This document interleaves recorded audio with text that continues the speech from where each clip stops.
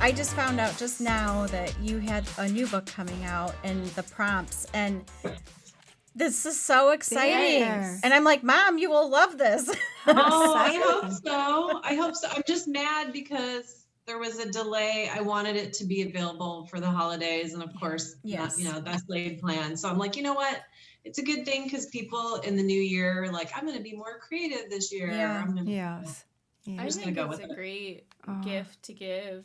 Like down the road, birthdays are coming up. You know, it's a new year. It's a new time to start. So I think writing prompts will be wonderful. There's Yeah. something Thank you. to be said about timing. Sometimes things are delayed because it's still perfect timing. So, you know. Yes. Yep.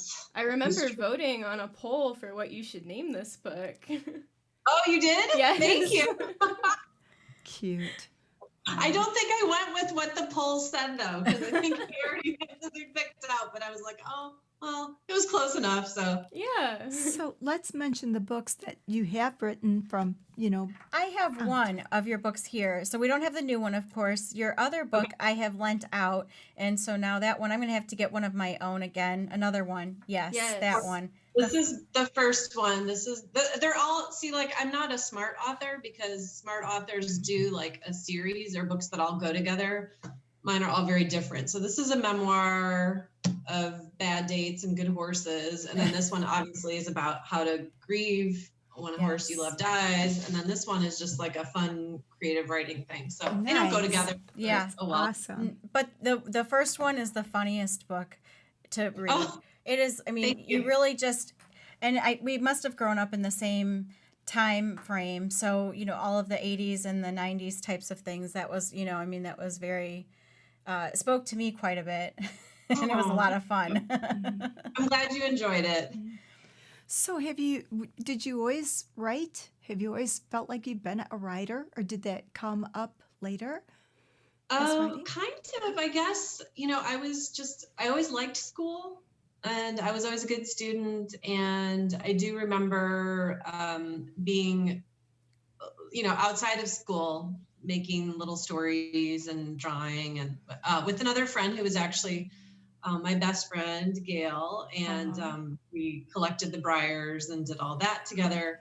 But also we just liked writing little adventure stories and that. So I don't think that it really took root more until like college. But probably the worst thing to do your senior year of college is realize that you probably had the wrong major. Oh, boy. Aw. So I was a political science major, and but I took a lot of classes in the communications realm. Yes. So public speaking, persuasion, and things like that. So long story short, there was a class that was also kind of an internship at a small newspaper in central, very rural Wisconsin. And so there was a class of maybe about 10 or 12 of us who in the summer, just left campus. It was like a summer school class, I guess you could say. So I got to do some writing there and got to tour Cranberry Farm and write all about the bog. And I mean, like, learn fascinating things. And then also,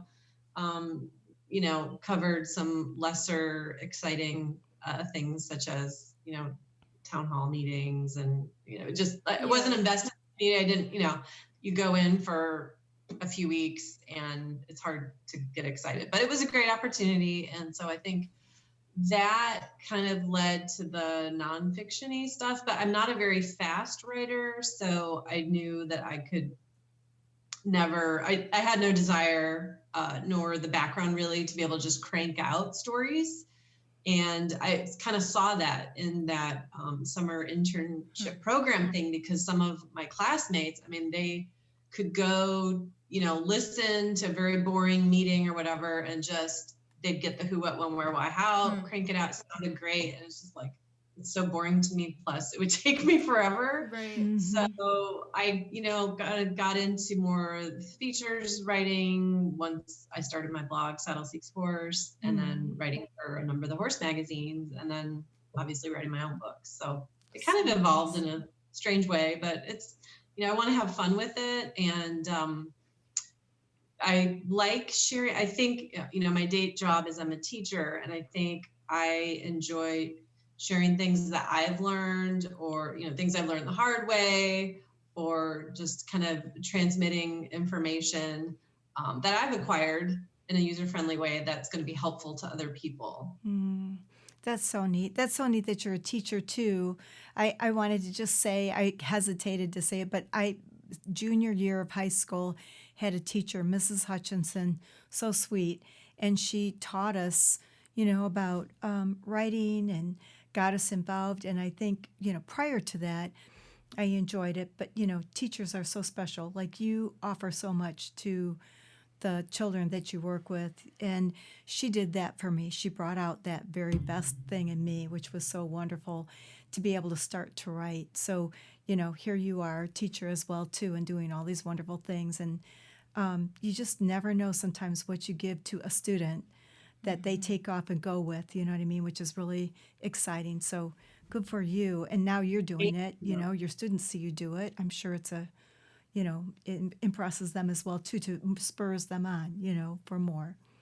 Well, it is nice because I feel like I have a platform to be bossier with them about simple, stupid mistakes, and just the value of having someone else look over your work. So last week I was telling them, I said, I'm an adult. I'm like really old, and I have a master's degree, and I still, before I submit an article to a magazine, I ask my mom to read it for me. Aww. Because, like, there's, no matter how hard you try to have something be perfect, it's good to have another set of eyes. And granted, the editor at the magazine will notice the things, but, you want to put your best work forward and not, have them bogged down in simple errors and that. So very true. Very much so. That's a good lesson for younger people to hear and to realize.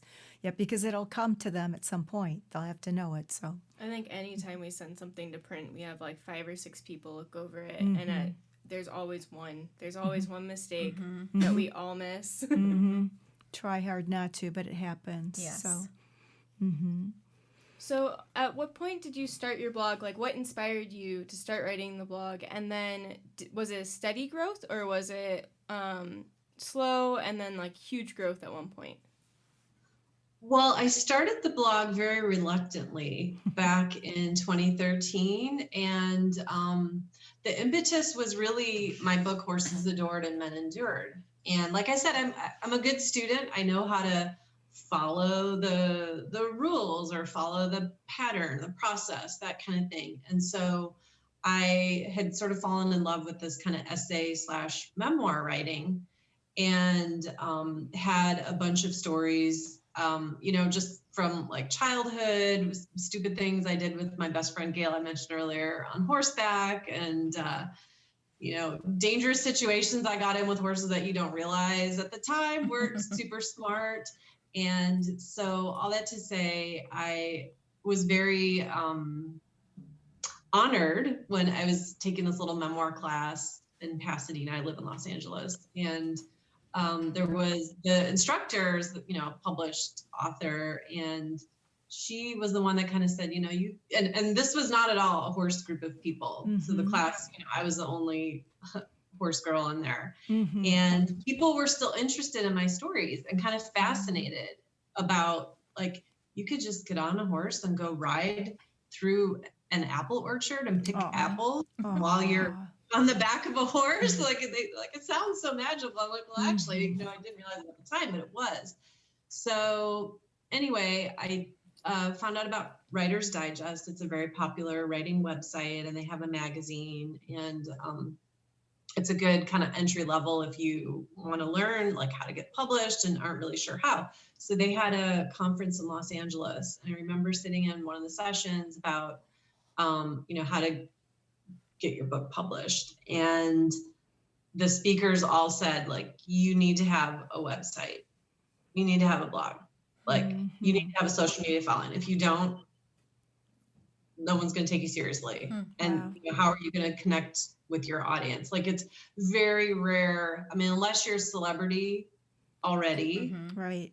or a leader in business or Right. something that you just can't decide to write a book, and it's like presumptuous. People don't really want to hear it.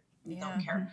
So I started blogging, and I wasn't crazy about it because I'm a fairly private person, less so now than I was in 2013. But like I said, I'm good about just going through the hoops, going through the process to do a thing. Yeah, so the blog was Saddle Seeks Horse, was kind of a personal journal, and I knew that I would be horse shopping soon, but not too soon, like a year down the road. So I started just writing about, getting back into taking riding lessons because my horse died in 2010. And then after that that was kind of like recession era. And the school district I work for did, instead of pay increases, pay decreases. So it's just like all these things were kind of stacked against me. Like, not right now. Yes, I'm a horse girl. I'll get another one. It's just not the right timing. So writing about horses was my outlet.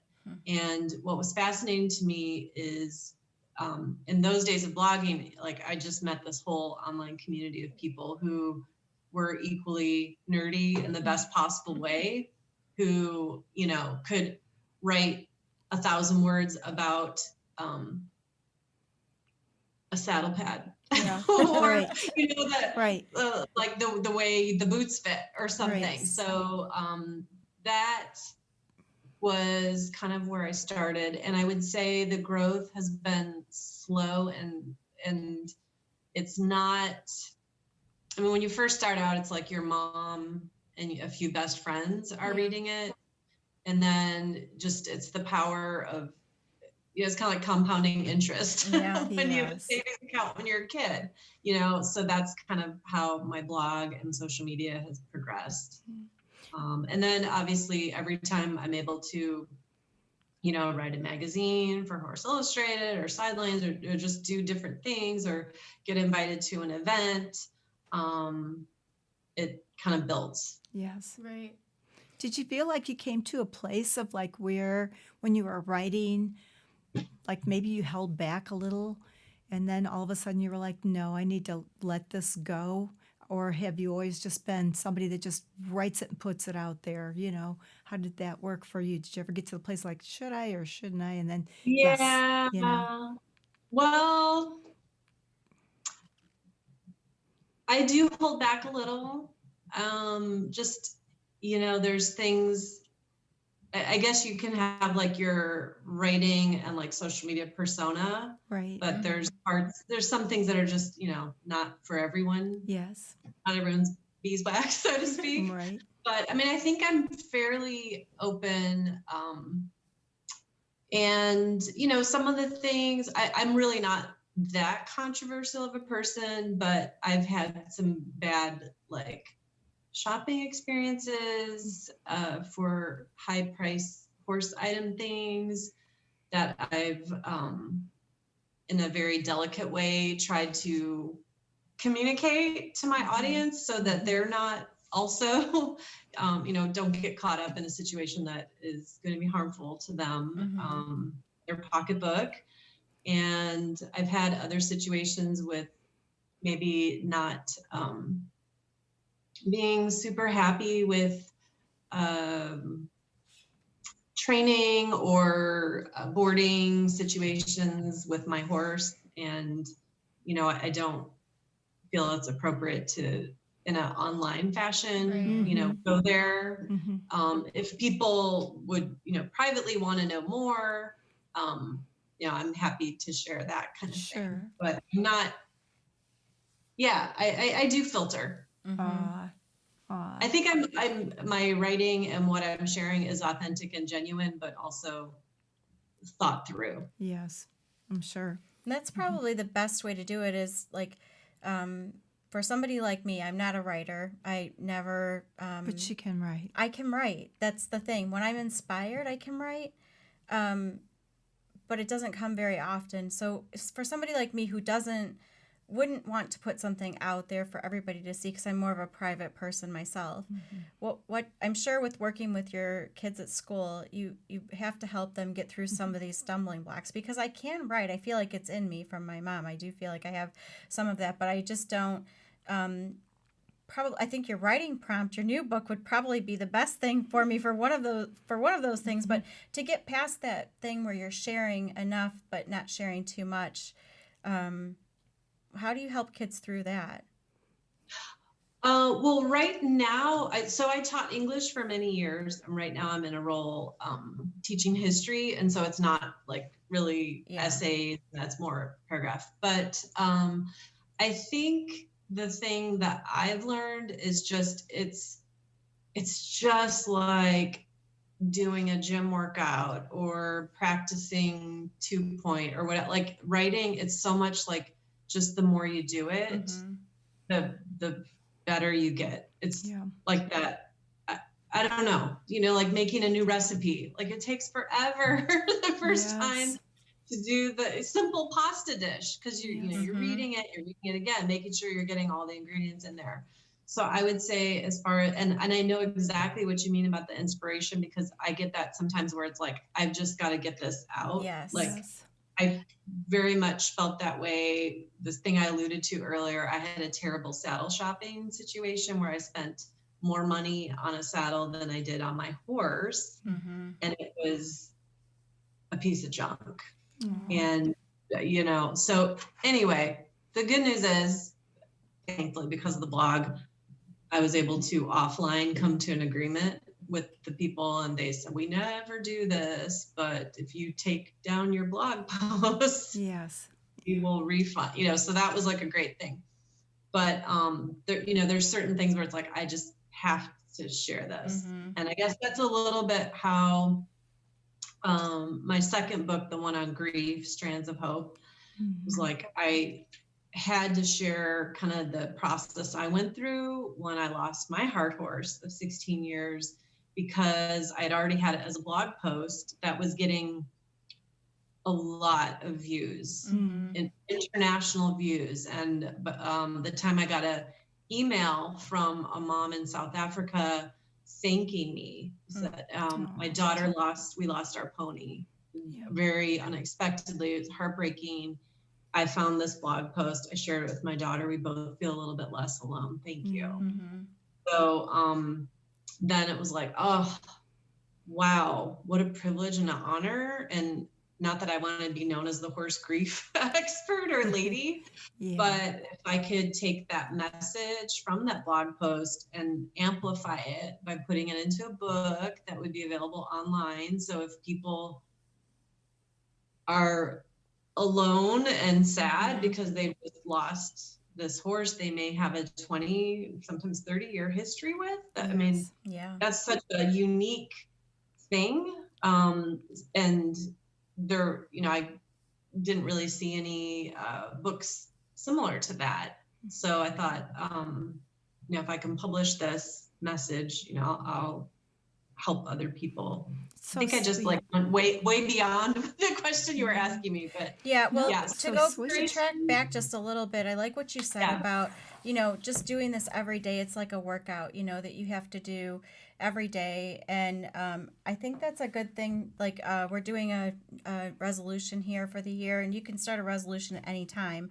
We're going to start ours at, the beginning of the new year, but maybe that's something where, I put that into, we're going to all have accountability partners here.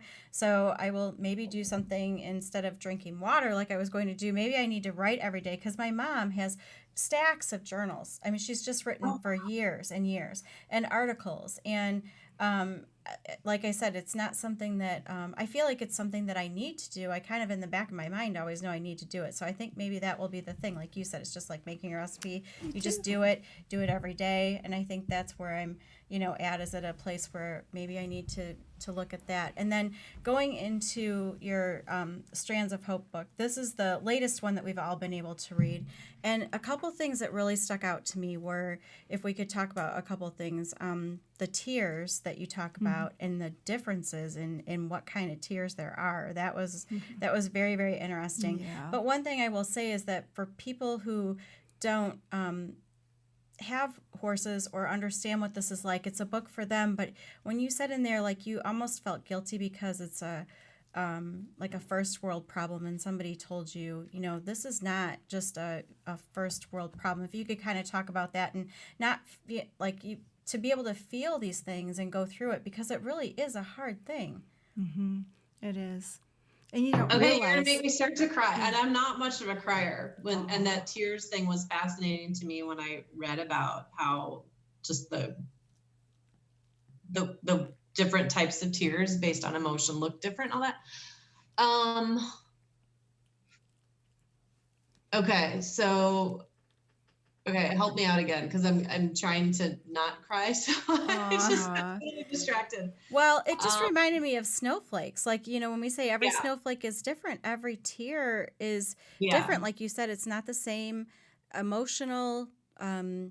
Like when you're peeling an onion and you're crying, there's a completely different yeah, tear that Than comes as grief. opposed to a grief tear that has different like stresses that come out in it. And I think that's really important to know that, you know, like, I hold back tears. I'm not a crier. And it's not like I try to, but if there is the inkling that I might, I really try to hold it back. And reading that, yeah, I'm kind of like, this is probably not the best thing to hold tears back right, either. right, And you said even in Japan they have like crying yeah, clubs to go to, where people can they do it because it's Bring it healthy out. for you. Yeah, Yeah. because it's yeah, a good thing. Mm-hmm. yeah. Mm-hmm. And I think, well, you know, horse people get it, but like I spend most of my time not with horse people, and that's why I did feel a little weird. Like, do I open up and tell my coworkers that my horse was put to sleep this morning? Like, it was just a weird experience. And you know, to my surprise and delight, I mean, the people I told who weren't horse people were very empathetic. And so, you know, loss is universal. You know, maybe they haven't lost a horse, they may have lost a parent or a Yes. friend or a dog. So yeah, I think,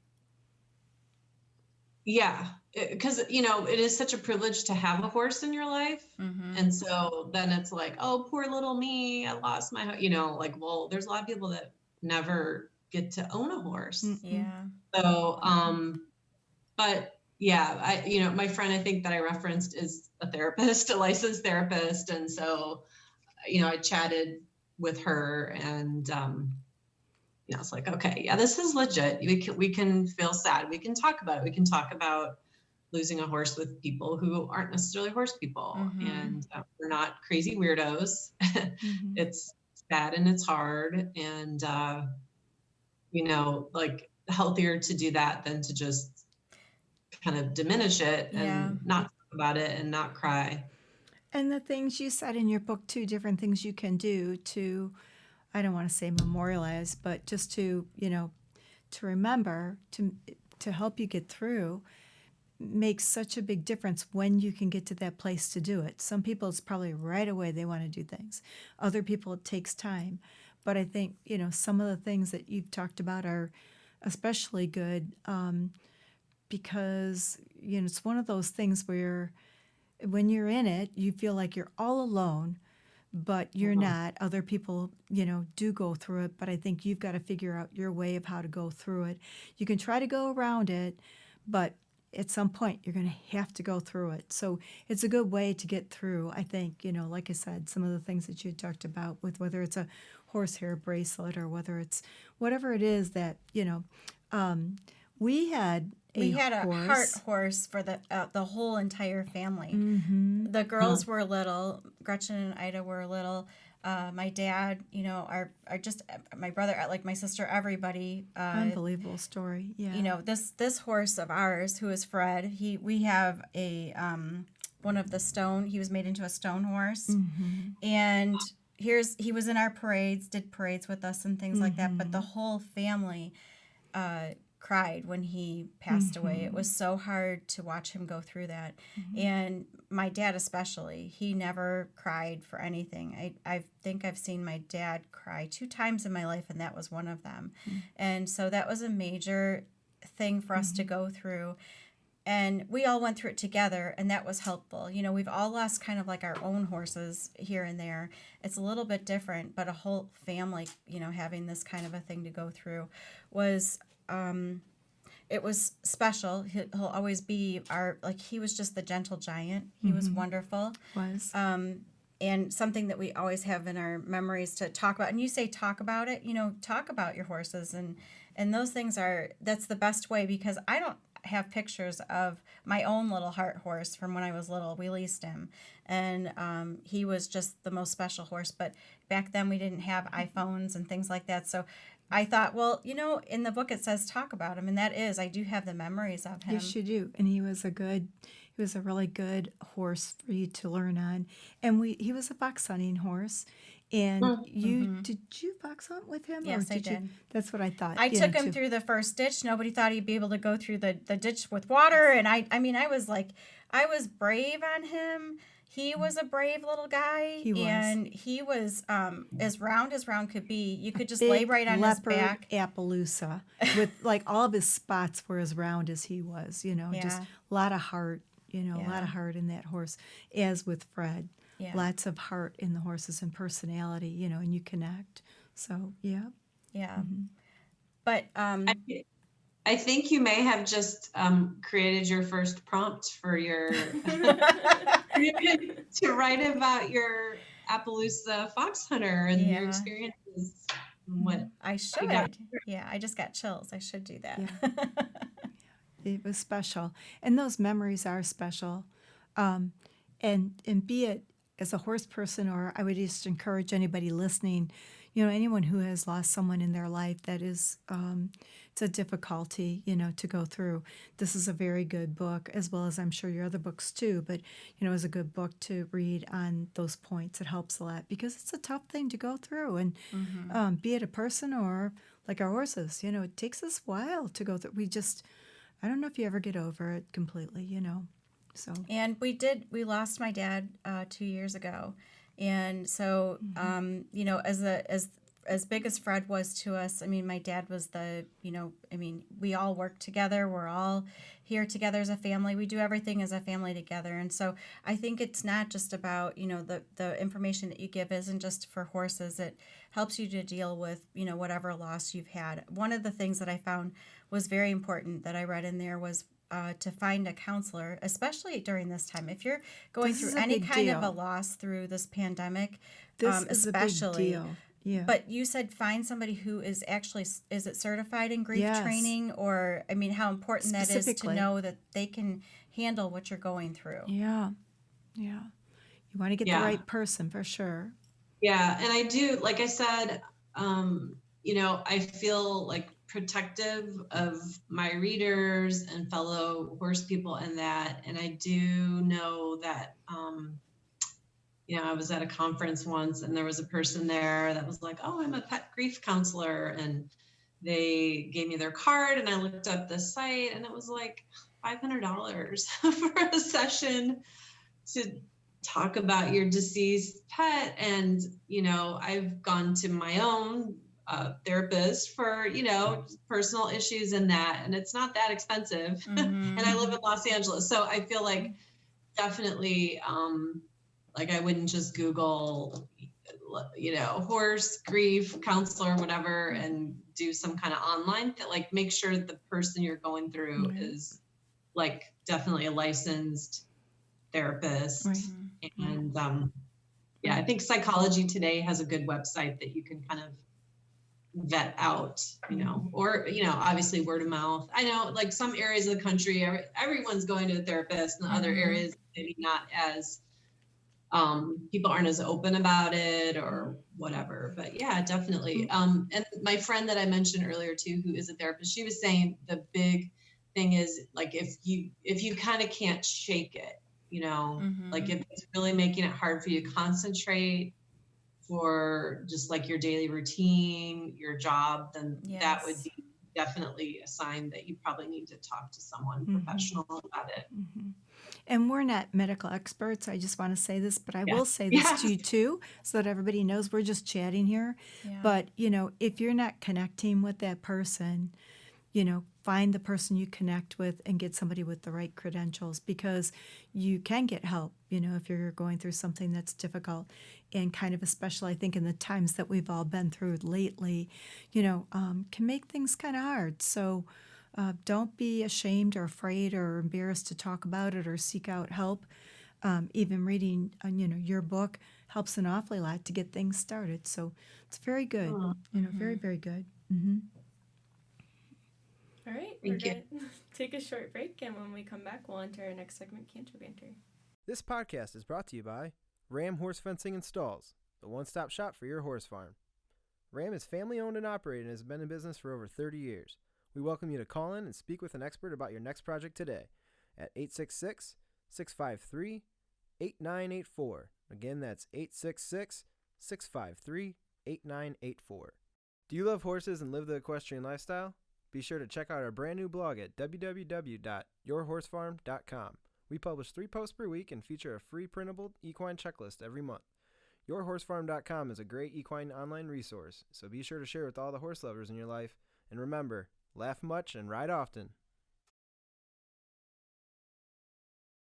Do you know who Kasia Bukowska is? Kasia Bukowska Art? No. Okay. I'll have to look She's her up. amazing. She's amazing. You guys need to talk to her. Cool. So she actually was my 6th grade student years ago. Oh, wow. Isn't that fun? wow. Isn't that She was fun? a horse girl, and she was so quiet. She never talked to me, and she was like an A+ student. Well, then flash forward, I lost track of her, but she was an amazing artist as a 6th grader. And so like 3 years ago on Instagram, I get a suggested account, and it was Kasia Bukowska Art. Oh. And I'm looking at it and I'm like, oh my gosh, is this Kasia, my student? Oh. So I sent her a message and she was like, oh my gosh. Anyway, she moved to Poland. Her parents are Polish, but she grew up in LA because it's cheaper to keep horses there. Wow. So she's like a horse hoarder, and she's got an Etsy shop, and she does these fantastic. Anyway, she's got lupus and fibromyalgia. Oh, and she bless was her told heart. she would never ride again. Oh my goodness. And she like rides and jumps bareback and bridle. Like, but anyway, she came hunting with me about a year ago, and we had I need to write about the day because like Yes. we saw a lady get trapped in quicksand. Yes. Oh. Yep. And another lady came back to us, and her whole face was bloody, and she's like smiling, and we're like, what happened? Yes. And so Kasia had never been fox hunting, and at the end of the time she was like, Susan, these people are crazy. We are. I know. Fox And the hunters other are part crazy. was she looks very healthy. She's beautiful, thin, looks very fit, but because of her lupus and stuff, she like tires really easily. And so this one older woman that probably should not have been riding anymore, she was very old Mhm. and not sitting straight on the saddle, got off her horse, and then like she didn't fall, but like have you ever gotten off and then you fall as you're dismounting Yeah. because Yes. you're like not balanced? Yes. So that happened to her, and so she's like asking Kasia. So Kasia jumps off her horse. I'm like a little bit ahead of them, and she's like, "Can you help me up?" And Kasia was like, she had no more strength because we've been riding for 2 Yes. hours. Aw. So Right. She told the lady, just use my leg to climb up. So the lady was like using her leg to get up, and so the lady's like hanging on Kasia. I turn around and I look, and it was like, oh my goodness, this is like a fiasco, and it Yeah. was nuts. I don't think you'll ever have as many stories as when you go fox hunting. They're Yeah. just really you don't. And the thing Die about hard fox riders. hunting Diehards. is that we had the gate group, so like my dad could go up there and ride, and he didn't have to go with everybody else and do all of the jumps and all of those things. He could just, he could ride around with his friend and kind of follow, and that was really nice. So it's really for everybody. I don't know if all of them are like that, but at least our local one was like that. Ours is too. Yeah. And like, we do a clinic once a year, and it's open to any rider. And like, they'll say, all you need is a horse. So again, my friend Kasha looks like the picture of health. She was tired from all the riding. And so the lady's hanging on her. And then we get up, we're almost back to the trailers, and it is at a cattle ranch. And we had to cross through this narrow area where there was basically a herd.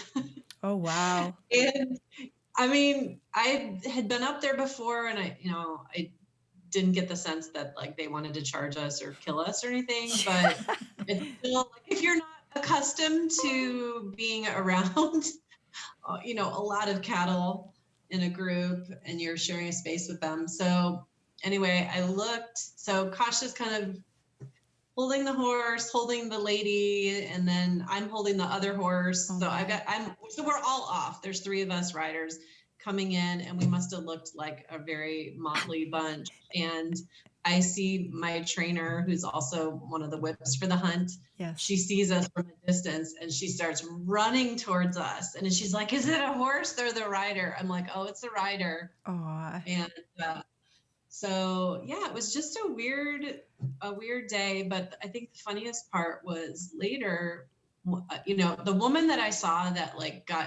she was coming toward us. I don't know why you're supposed to stay with your group, your fox hunt. You should never go off by venture yourself. off. Right. So I don't know why this woman was coming toward us, but which her horse went up to its chest, in this quicksand that I didn't know that there was quicksand. Oh, my. I thought that was like cartoons. And so she tumbled off, the horse fell, and she just got right back up without a beat. So after this whole fiasco, the lady with the blood on her face, the lady who had kind of fallen off as she dismounted and is like hanging on my friend, and then the lady with the quicksand, I was retelling this to one of the longtime hunt members. And when I said about the lady in the quicksand, they were like, "Oh yeah, don't worry about her. She's an endurance rider. She's ridden Tevis Cup. That was nothing." Right. There you go. I was like, "Oh, okay. Yeah, that was probably nothing." No big deal. Yeah. Yeah, no big deal. We brush things off like it's nothing. When you're a fox hunter, it's just you do it. And even, everybody's like, they'll be okay. They'll be fine. Didn't somebody fall off and go to the hospital? And I think I was so young. I was going to tell, just quickly. I mean, we had a gentleman who came off of his horse and was having a heart attack, sadly, So we had doctors. We went to a landowner's home. We were able to call, get him. How did we get him back? We got him back to the clubhouse. We were waiting for the ambulance to come. And we laid him down on a bench. Anytime any of our riders came off their horses, they were bound to buying each one of the people in the hunt a round of the round of drinks. So he came off, and so he's laying on the bench, and they took the bar tab and stuck it into his coat as they were taking him out. Our group was tough, boy. These guys were tough, and the guy, came back and he bought the round of drinks. I mean, that's how we rolled, right? Yeah. Yeah, pretty cool. Yeah.